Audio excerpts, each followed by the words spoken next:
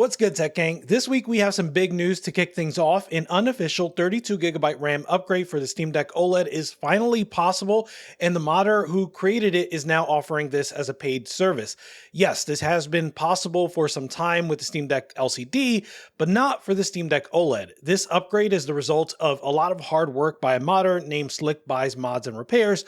The Steam Deck OLED's motherboard design, which uses 2 memory modules instead of the original 4, made this a much more complex challenge. For the past 2 years, this mod was considered unfeasible as they patiently waited for compatible, higher density LPDDR5 memory chips to become available. With the right components and an incredible amount of technical skill involving delicate soldering and a complete BIOS modification, Slick Buys has finally made this highly coveted mod a reality.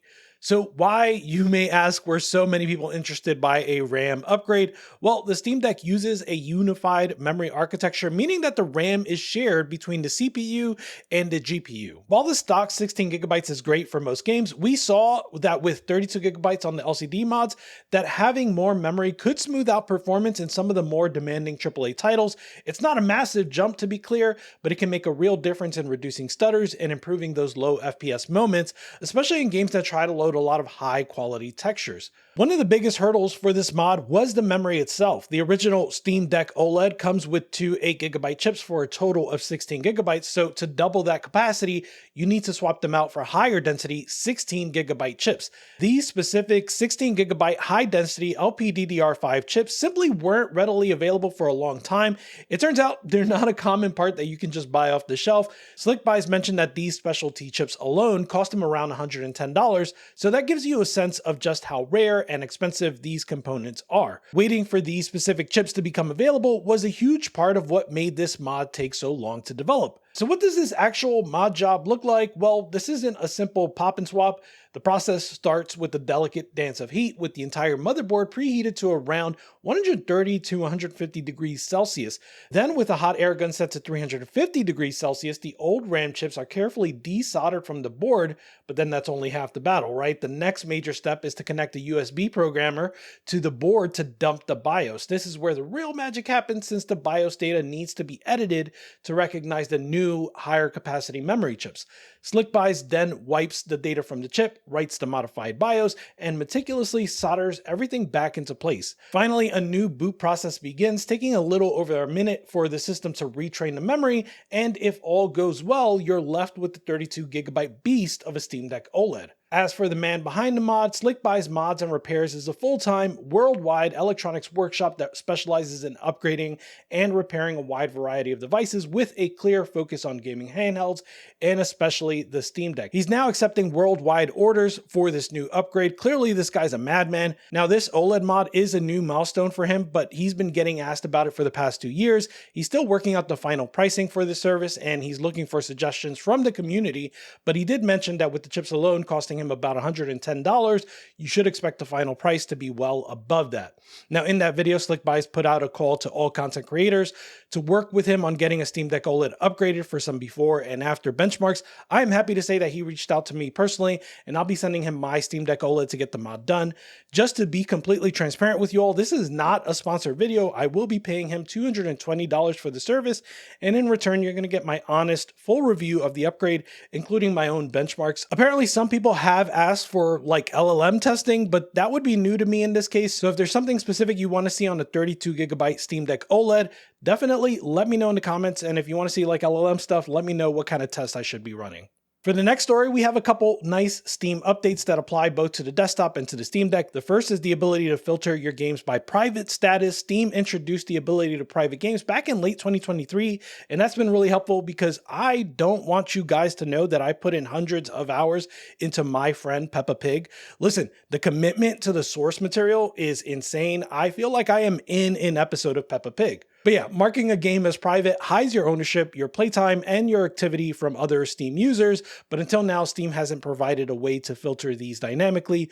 With this new update, you can easily filter your game library to show only those private games, making them much easier to manage with dynamic collections. It's a nice subtle update that gives you more control over your Steam library and over your Steam profile. Another notable update for Steam is an improvement to its performance monitor. This is a feature that's been steadily improving, with Valve adding more and more useful information to the built-in overlay, and more recently getting it to work with Windows. The latest beta update adds support for displaying the CPU temperature on both Windows and Linux, which for the Steam Deck means it just works right out of the box. Now, when you're looking at your performance overlay, you will get a full picture of your system's thermals without any extra effort. This is a great quality of life feature for keeping an eye on your deck's health during any long gaming session, so shout out to Valve. A new indie game titled Games with Balls is drawing attention as sort of the first Steam Deck exclusive. Of course, with the Steam Deck being a PC, the exclusivity is more a matter of just developer focus rather than a strict platform lock. The game, created by Geert Verhoef, is a collection of mazes that players navigate using the Steam's built-in gyro controls, a feature that the developer believes is underutilized. While the game's use of real-world handcrafted levels is a unique selling point, its exclusive status has sparked a bit of a conversation in the community, with some users remembering similar tilt-based games from the early smartphone era.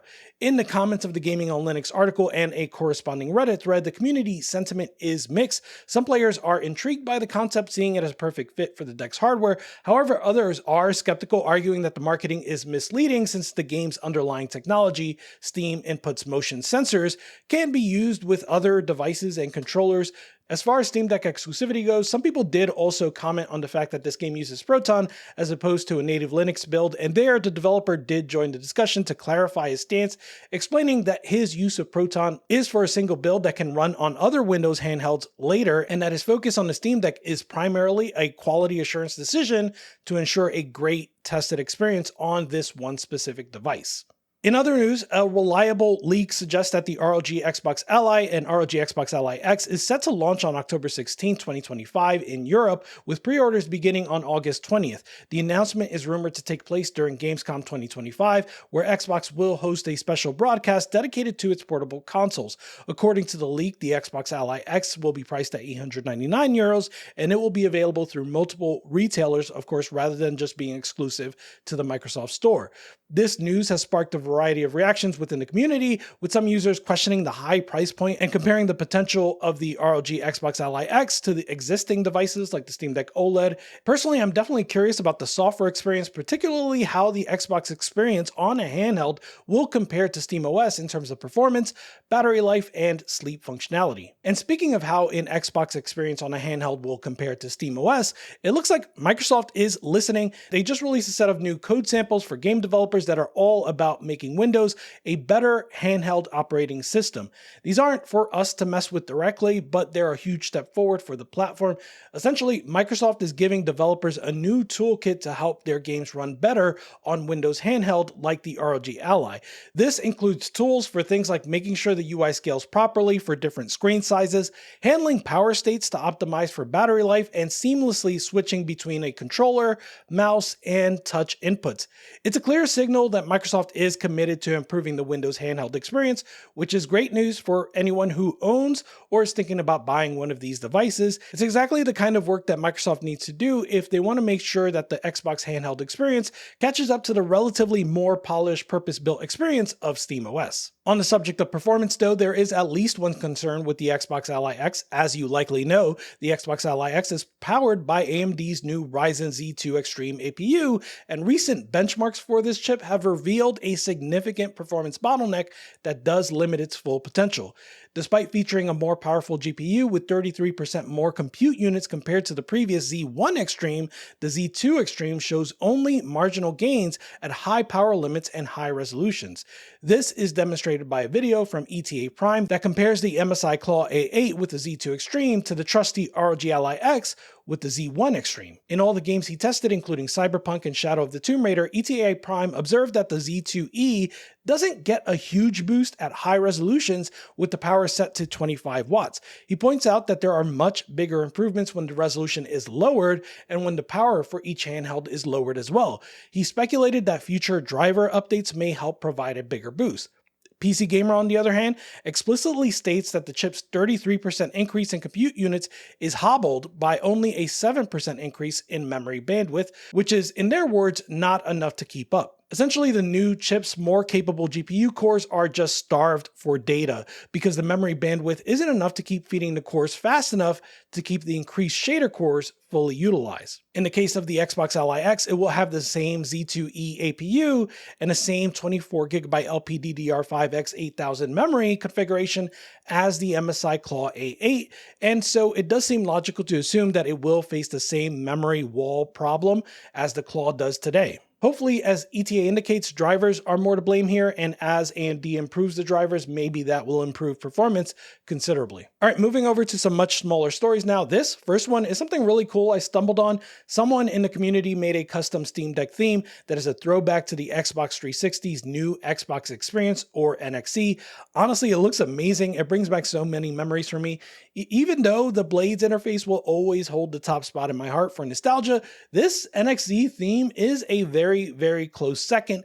The level of detail and care that went into recreating that classic dashboard is just incredible, and it's a perfect example of what makes the Steam Deck community so special. The next one is a little weird, but super interesting. It turns out that GabeN is working on an aerosol pathogen detection device so you can see all the pathogens that are in the air. This might seem a little out of left field, but as many of the people on Reddit pointed out, maybe it does make a good deal of sense when you consider GabeN's behavior since the pandemic. Certainly everyone remembers him wearing a mask during the time that he was delivering Steam Decks to people's houses, and generally speaking, he's been incredibly cautious, always wearing an N95 respirator at events, and even demanding that when he's in court for the ongoing antitrust lawsuit, that everyone else in the court should be wearing masks too.